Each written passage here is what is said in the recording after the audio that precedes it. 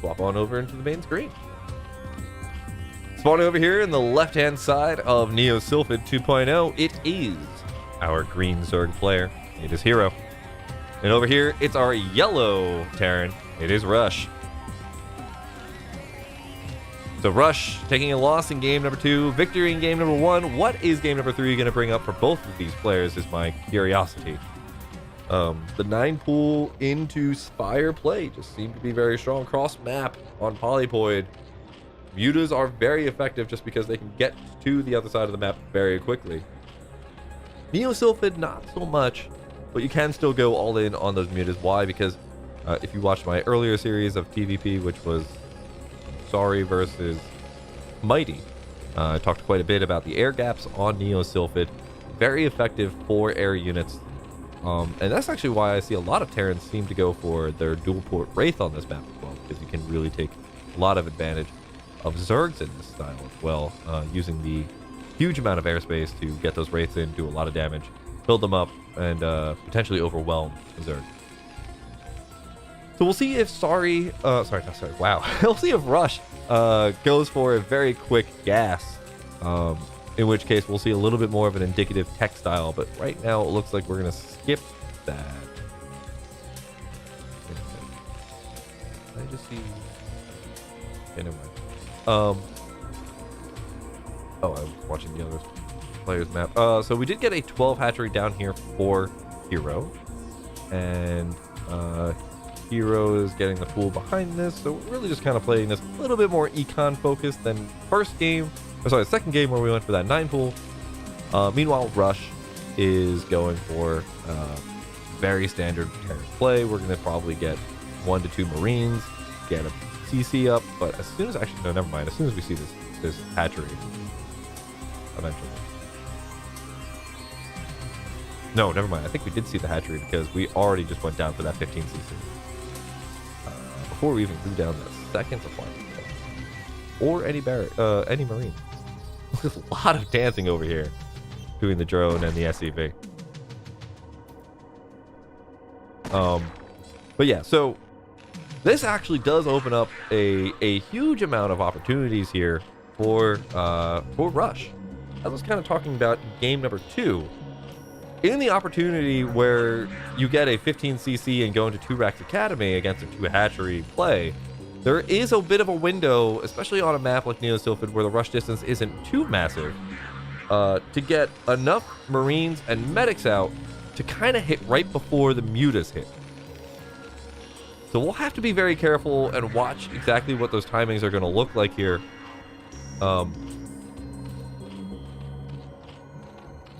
Hero is going to try and catch up this SCV and see, maybe potentially go for Hydra play or Spire, and just kind of keep the Terran guessing.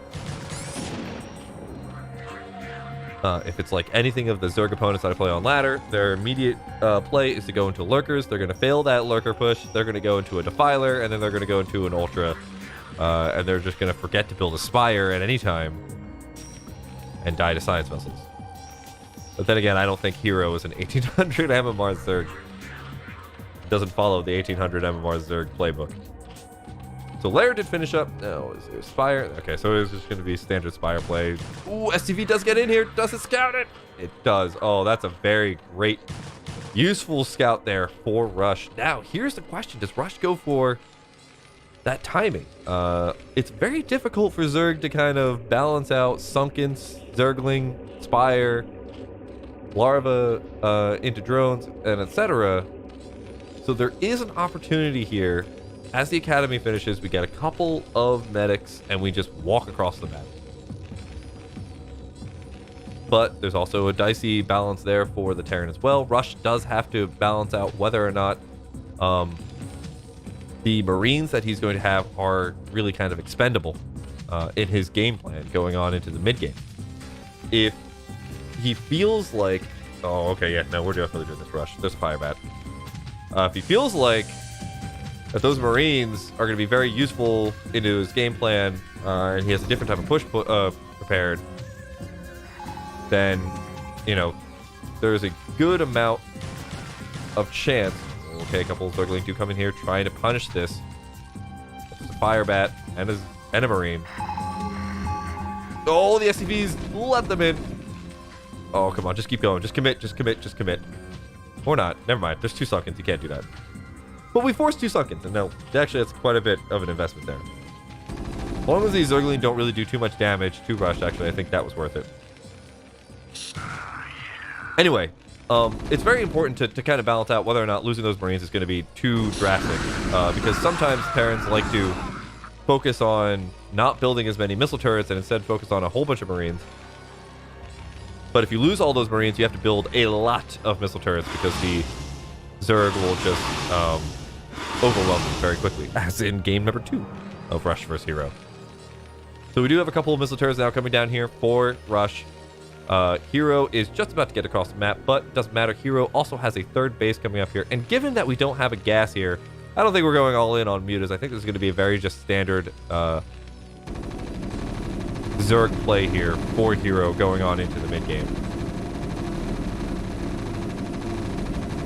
We have +1 weapons on the way. We have +1 range as well. And given that we already have 3 barracks, we can be a little bit more fast and loose here with our Marines, just because if you're on, say, 2 barracks, you have to play a lot more defensively with those Marines and not lose them. Otherwise, you just snowball the game in the Zerg's favor. Looks like range did just kick in at the right time here. And wow, Hero's not only going for that 3rd base in the middle only, but we're also picking up that 4th base over here at the, let's call it, 10 o'clock position.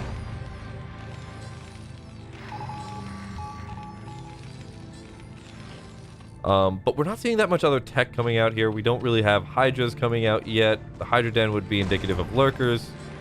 Neither do we see a Queen's Nest. We're not jumping through the tech tree just yet. We are still on 3 barracks. No factory coming out here right now for Rush either. So we are a little bit behind normal Terran standard timings. That's mostly probably because we're trying to defend against these mutas. So I expect to see the factory coming down very shortly, and trying to get that science vessel out as soon as possible.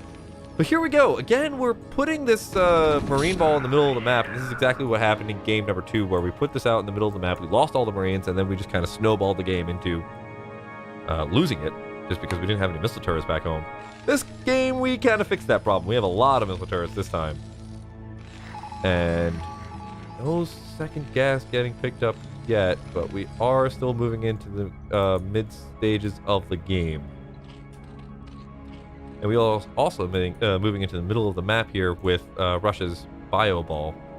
Meanwhile, Hero is just getting this 4th base set up. I don't know how or why that thing died. It must have been a canceled drone. Or canceled egg. But Hero didn't get any upgrades on the mutas just yet. We are just about to finish up Carapace. And Rush is still sitting in the middle of the map, just trying to keep these mutas preoccupied while he gets into his tech positions. Factory did finish up here for Rush. Starport now on the way. Are we going to put down that machine shop again? Or are we going to go dual port? Second gas did finish up here for Rush. Got a lot of Zergling kind of running around the map as well. Just quickly running through all the tech here. Oh, we did have a Hydra Den come up, and a bunch of Zergling now jumping on top of that Marine ball. It looks like we are going to be able to whittle that away, but it looks like all the Zergling did get cleaned up, and that's just too much there for Hero to constantly keep pushing in here. There's a lot of medics out right now, so Rush needs to refocus his macro over into nothing but Marines. But that does stall a little bit more time here for Hero to get into a better position in terms of just dealing with the Marine ball. You don't really necessarily want to let the Marines just walk across the map, especially not because we have no lurker tech just yet. Queen says now finally coming down here. A little bit delayed. Both these players playing a little bit slower today in terms of their tech. But yeah, we did get that machine shop, and now we got probably these tanks coming down. Troll tower did finish up as well. It doesn't look like we're going to get any dropships. We're just going to go immediately into science vessels. And Hydrogen Evo Chamber have also, finished up a long time ago. We're now finally going into Hive Tech here, with more hatcheries coming down here at the 4th base. And we're going to fill out a little bit more of this main base with more barracks as this first siege tank. Yeah, first siege tank is going to come out shortly.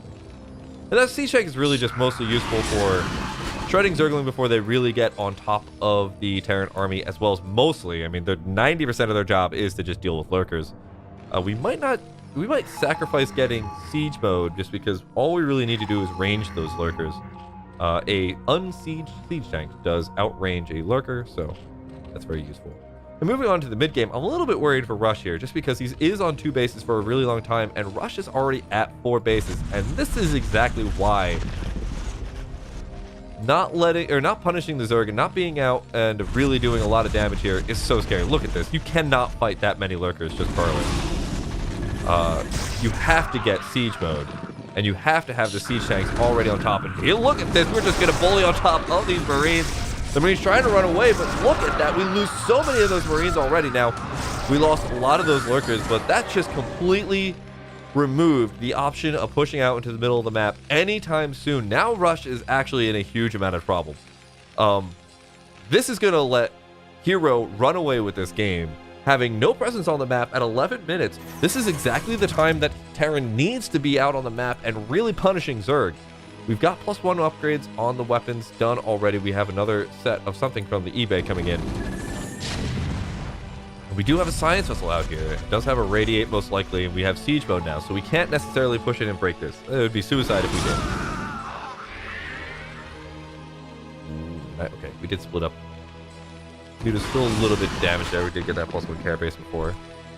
And we have +1 carapace on the lurkers as well, so they are a little bit more tanky. But look at this. This is why you don't let Zerg get to 4 bases this quickly. And having that mineral only allows him to just pump out so many Zergling. I think at any given moment, if Rush is out in the middle of the map, Hero is just going to completely swallow him whole with a massive concave.